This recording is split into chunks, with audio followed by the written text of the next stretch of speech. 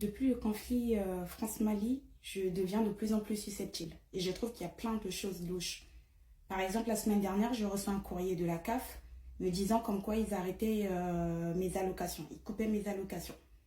J'ai pas compris, donc je les ai appelés. On me dit oui, on coupe vos allocations pour des indus, pour un trop perçu. Alors, je dis à la dame, bah, ok, ben, dans ce cas, récupérez l'argent à la banque, tu vois. Elle me dit, mais de quelle banque vous parlez?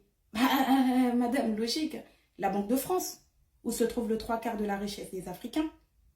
Ah, la dame, même pas. Vraiment, sans respect, elle me raccroche tout de suite au nez. Même pas me dire au revoir.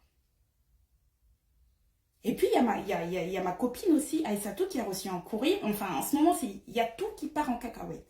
Elle reçoit un courrier, Aïssatou, la semaine dernière, comme quoi elle devait payer des amendes. Hein.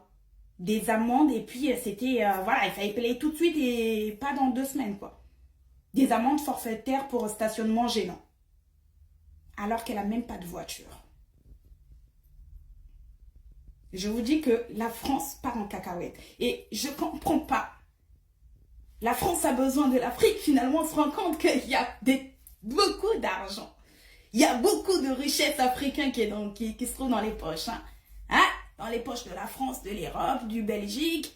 On reconnaît maintenant. Parce que là, la France se bat pour récupérer. Apparemment, l'Afrique a obtenu l'indépendance depuis les années 60. Mais apparemment, et les Maliens sont au taquet. C'est bien. Moi, je trouve que c'est bien qu'ils soient au taquet, les Maliens. Mais au bout d'un moment, il ne faut pas se mentir non plus.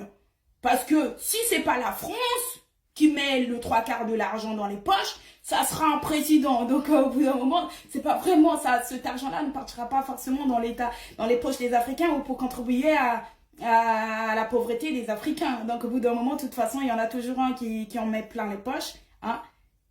Et ce qui est marrant, c'est qu'en ce moment, on voit de plus en plus les Africains et notamment des Congolais. Moi, ça me fait rire, des Congolais, tu vois, des Congolais, des jeunes Congolais à la trentaine, tu sais. Ah ben moi aussi, maintenant, je vais aller au Congo-Brazzaville, tu sais. Surtout les Brazzavillois, c'est marrant. Ah oui, pour dégager Denis Sassou Nguesso. J'attends de voir. Franchement, j'attends de voir. Bon courage.